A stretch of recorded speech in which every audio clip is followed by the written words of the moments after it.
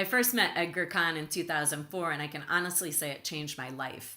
I had just read the book The Future of Money by Bernard Lietaer, and I picked it up because of my despondency over the way that our economy was driving everything off a cliff, especially mass incarceration, racial disparities in all aspects of life, our lack of ability to find or provide care for loved ones and neighbors in need, the difficulties in making a living in creative pursuits.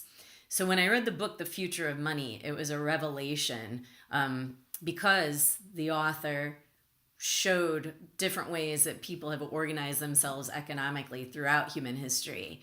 But the thing that really captured my imagination was time banking, realizing that people right now were doing something different, something that completely changed the dynamic.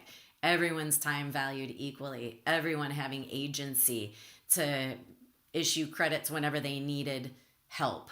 Everyone being honored and respected for what they had to offer as well as what they needed.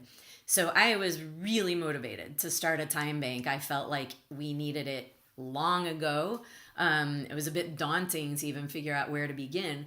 But luckily, right when I read the book, there were 2 conferences scheduled for that summer, a local currencies conference and an international time banking conference. So I got to meet Edgar and a lot of other people who became heroes and mentors of mine. It's been my utmost pleasure and honor to have been able to actually work with my mentors and heroes, Edgar chief among them. So not only did Edgar inspire us with his words, his speeches, his writing, but he came here and got hands-on. He helped start our time bank. He trained us with a whole team of other people. And he also came here and we co-hosted a couple international time banking conferences. One of my most fun times with Edgar was he was here in 2011 for the Wisconsin Uprising, where people occupied the Capitol building in support of worker rights and a fair economy. And Edgar and I got dressed up as zombies and did the zombie march. The chant was, "What do we want? Brains. When do we want them? Brains."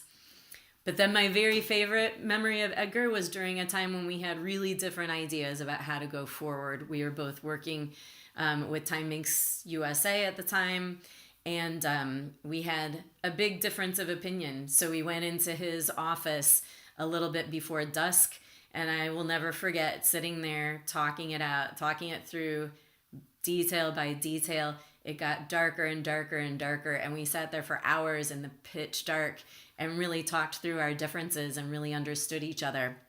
And even when we were taking different approaches, we stayed working together and supporting each other's work. He was on the advisory board of the organization that I started, Humans United and Mutual Aid Networks, which is a way to have time banking as a beating heart of a whole economic system, ecosystem that's built on cooperative stewardship, that also builds commons, that uses other forms of mutual credit, and also connects more firmly with the peer-to-peer work world and the open source software and hardware world.